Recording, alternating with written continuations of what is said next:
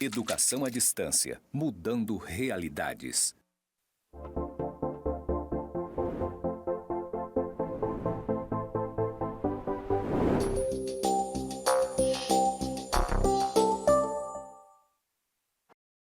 Olá, tudo bem? Eu sou a professora Maraí Rodrigues, da disciplina de Organização, Processos e Tomada de Decisão. E vou começar conversando com vocês, fazendo a minha audiodescrição. Eu sou uma mulher branca, estatura mediana, cabelos grisalhos, olhos claros. Hoje eu estou usando uma blusa laranja, uma calça preta, sapato dourado. E aqui atrás de mim a gente tem as letras EAD Mudando Realidades. E agora eu vou começar com vocês a nossa aula 1, né? A unidade 1 da nossa disciplina. Vamos lá? Muito bem. O objetivo dessa aula é a gente entender o que são sistemas abertos e fechados. A gente vai falar um pouquinho sobre sistemas. E também nós vamos conceituar a organização, conhecer um pouquinho a evolução histórica da administração e relacionar alguns aspectos básicos dentro das organizações. Quando a gente está falando de organização, precisa falar desses aspectos básicos. O que é uma organização? Uma organização é um conjunto de recursos, de esforços e de pessoas que se relacionam umas com as outras e elas se dedicam, né, para a realização de diferentes tarefas e para alcançar alguns objetivos específicos que também são coletivos. Conjunto de recursos, esforços e pessoas, né? Sem um desses três elementos não existe organização, né? Então, não é só a estrutura física, mas também as pessoas e os recursos necessários para que essas ações sejam feitas, né? A fim de que atinjam um objetivo comum a todos, né? Para que todos alcancem esse objetivo, essa é a nossa organização. Muito bem. Em termos de organização pública, né, considerando uma organização pública, esses objetivos estão relacionados diretamente ao quê? A prestação de serviços e atendimento de interesses públicos, né? Serviços públicos de interesse público e que abranjam todas as necessidades, né? As necessidades de toda a sociedade, né? Então, se a organização é privada, vai atender questões particulares. Se ela é pública, ela vai atender, prestar serviços, né, diretamente voltados para o interesse público, abrangendo as necessidades da sociedade como um todo. Mas, professora, a gente não está falando de sistema, né? Porque uma organização, ela está incluída, ela está envolta dentro de um sistema, né? O que seria esse sistema? É aquele espaço, literalmente, o espaço físico onde as coisas acontecem. Uma organização, ela está dentro de um ambiente. Esse ambiente pode ser um ambiente macro ou até micro, né? Mas ela está dentro de um determinado ambiente. Nesse ambiente, digamos que esse círculo represente a nossa organização. Para que as coisas aconteçam aqui, é necessário que hajam entradas e saídas. O que seriam essas entradas? Seriam recursos materiais, seria energia, seria informação. Essas coisas, elas vão entrar dentro da organização e aqui elas serão processadas, de alguma forma elas serão modificadas e o que vai sair? Sairão produtos ou serviços. Claro, se a organização é pública, sairão produtos ou serviços públicos, tá? Mas as coisas, elas não estão soltas, né, no tempo e no espaço. Tudo que acontece dentro dessa organização vai sair, mas de alguma forma ela precisa de uma retroalimentação, né? Ou essa retroação, que a gente pode chamar também de retorno ou de feedback. Tudo que acontece, a gente precisa estar avaliando para ver os resultados, se foram realmente bons, se foram alcançados, e a partir dessas informações a gente possa modificar de alguma forma o processo, o desenvolvimento de algumas ações dentro dessa organização, para que evolua e melhore cada vez mais. Então, esse retorno é importante. Esse retorno para a sociedade também é importante. No caso de uma instituição de ensino, por exemplo, o que entra? Entram pessoas, né? Recursos materiais, entram alunos, entra informação, entram livros, entram professores. Aqui dentro da organização ocorre o quê? O ensino, né? As aulas propriamente dita, a pesquisa, né? A interação com a sociedade, ocorre uma série de coisas, palestras, seminários. E o que sai? Qual o produto que sai? Qual o serviço que é elaborado? Depois das aulas, né, são oferecidos para a sociedade profissionais, né, pessoas formadas, pessoas que concluíram seus estudos, né? Como é que foi esse processo? Então, esse retorno a gente precisa saber para poder melhorando cada vez mais os processos internos que ocorrem dentro da organização. Por isso que é tão importante essa retroação, né? Ou essa retroalimentação, ou ainda que a gente chama de feedback, para que esse sistema possa estar sempre melhorando, evoluindo, mudando, né? Então, dessa forma, como tem entradas e saídas, a gente diz que é um sistema aberto, né? Porque há trocas de informação, né? Interação com a sociedade de fora também. As coisas não acontecem somente aqui e ficam somente aqui. Não, de alguma forma, essas coisas que acontecem dentro da organização, elas saem, né, dos muros da organização e vão influenciando pessoas, né, a sociedade, as famílias. Então, aí vai havendo toda uma evolução, né, lenta, porém gradual, certo? Por isso que nós dizemos que é um sistema aberto. Um sistema fechado, teoricamente, ele é mais difícil de ser concebido. Existem sistemas que são quase que totalmente fechados, mas eles não são 100% fechados, né? É como se as coisas só acontecessem ali e ficassem tudo ali. Teoricamente existe, mas na prática mesmo, a maioria dos sistemas, eles são, de certa forma, abertos. Pode não ser tão aberto, mas eles interagem de alguma forma com o meio, né? O meio em que eles estão inseridos. Muito bem. Então, partindo desse princípio, o que é sistema? Sistema é um conjunto de partes, né, de componentes, e que esses componentes, eles interagem entre si de uma forma organizada, né, a fim de atingir um objetivo comum, certo?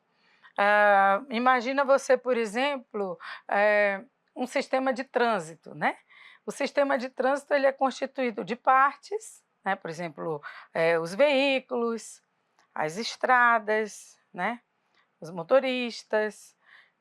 Então, tem essas partes que elas se relacionam entre si, né? Elas obedecem, ela tem seus componentes, eles interagem entre si de uma forma ordenada. Por exemplo, nós temos a legislação de trânsito, existe uma norma, que é as normas de trânsito, e a fim de atingir o quê? Um objetivo comum, que seria o deslocamento, né?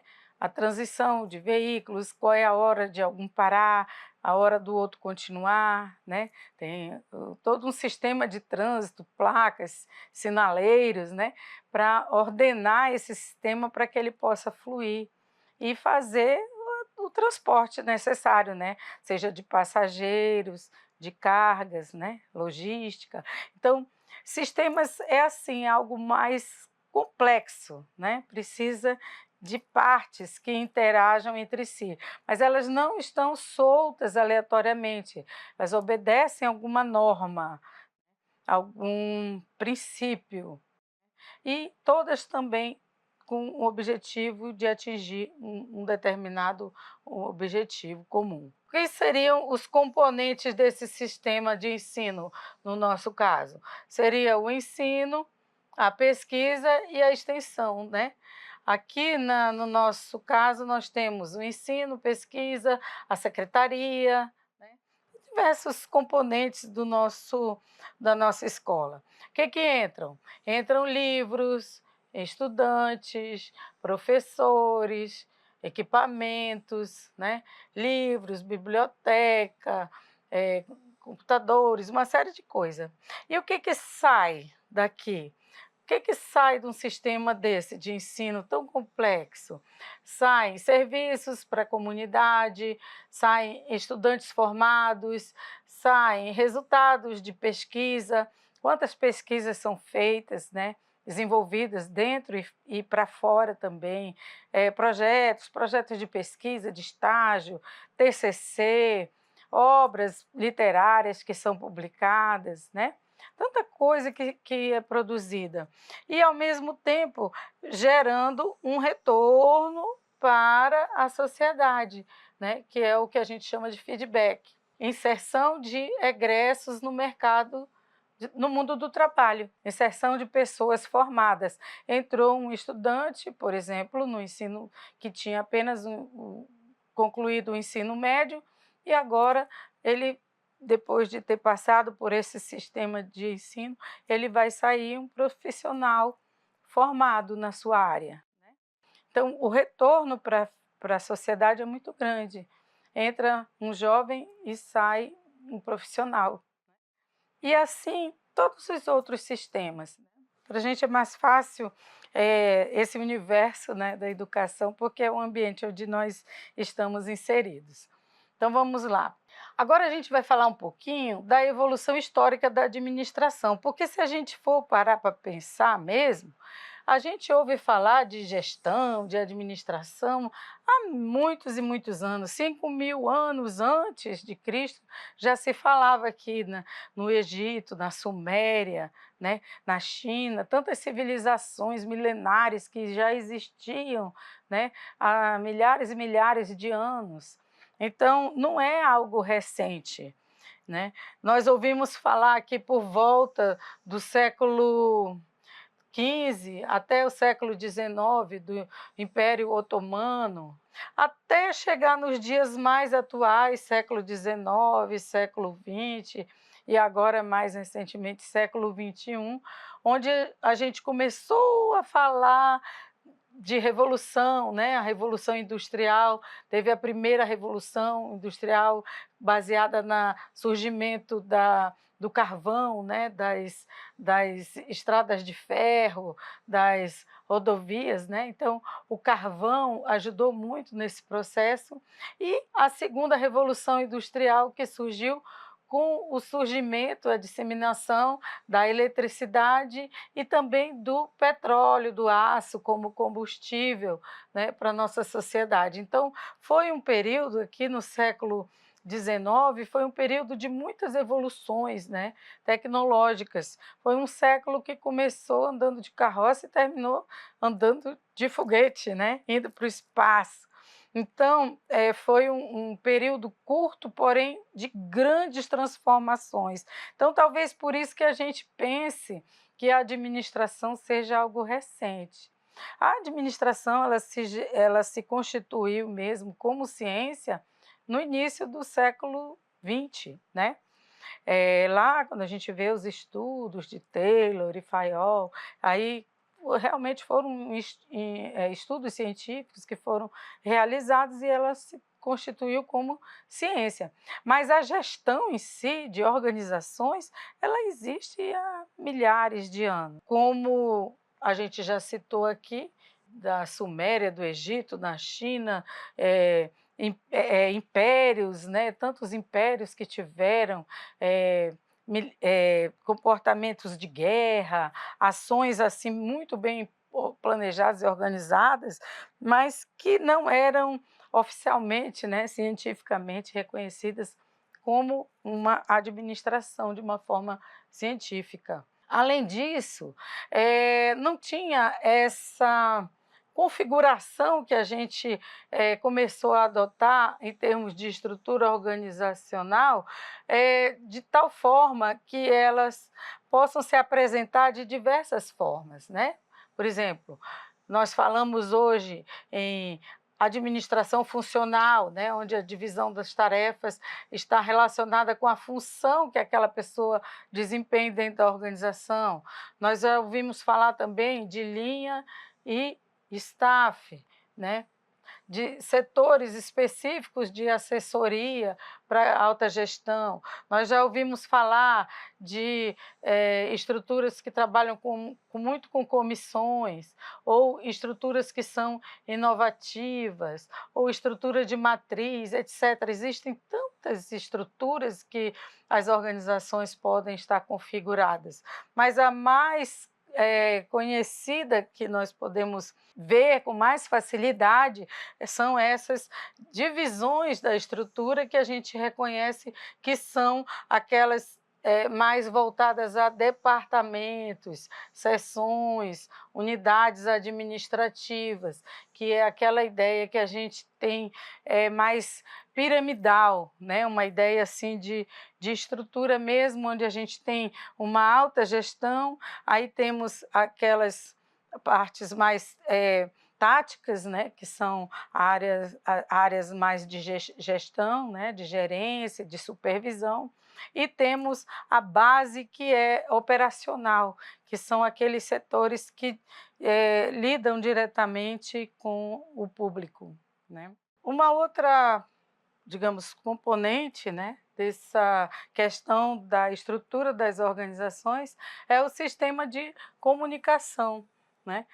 A forma que é feita a troca de informação dentro da organização. Então, ela é muito necessária, né, para que a estrutura da organização se configure como um sistema integrado. É um ponto muito importante que precisa ter dentro das organizações, é isso, é troca de informação, é a comunicação, como é que ela é feita. Ela é tão importante que, às vezes, ela pode impactar até mesmo na forma em que essa organização se estrutura, literalmente, né, de uma forma, na forma física dela, né?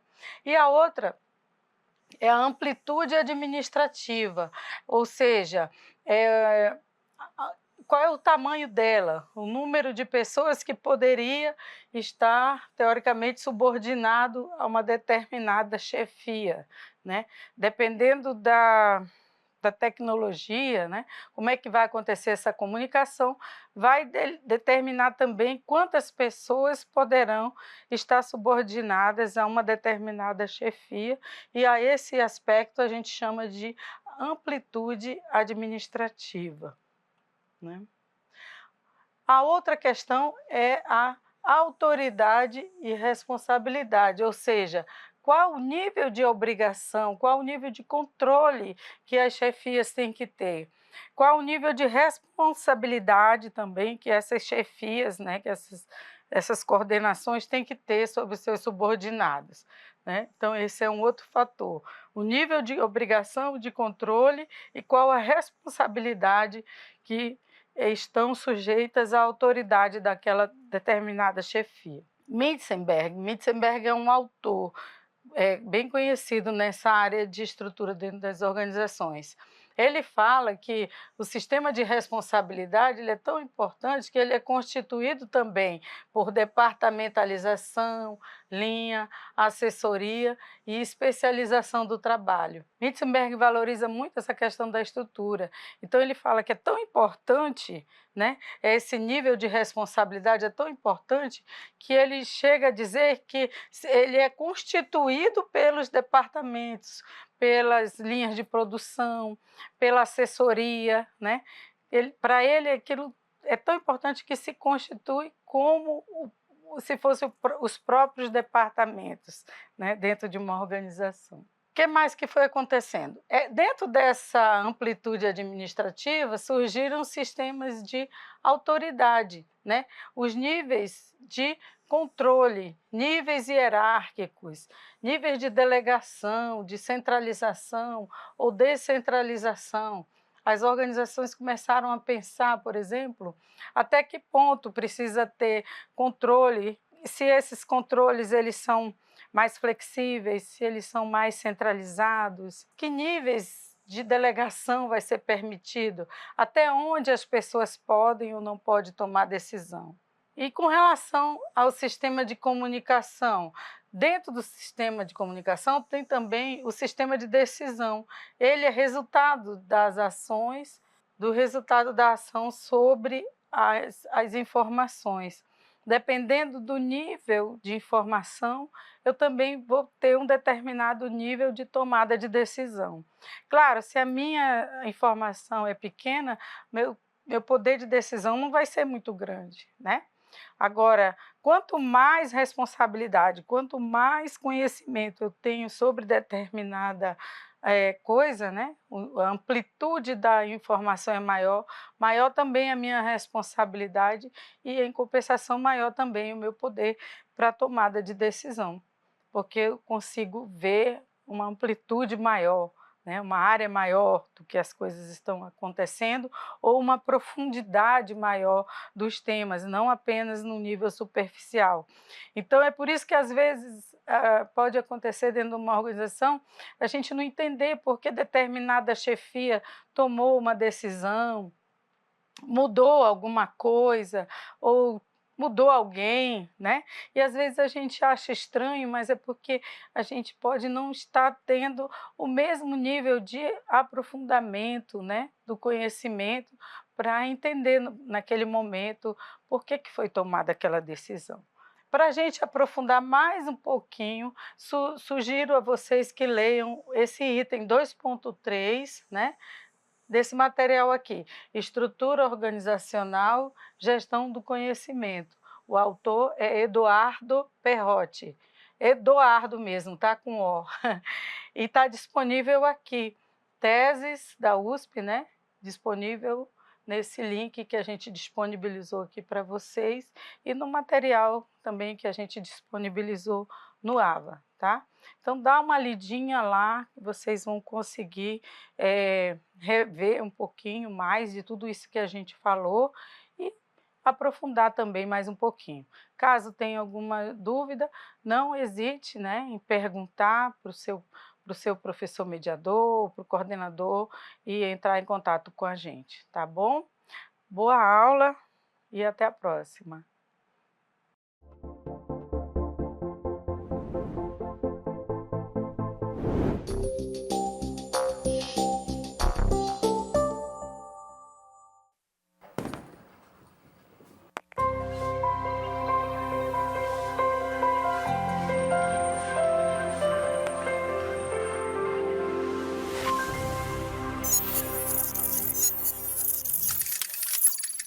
Educação à distância, mudando realidades.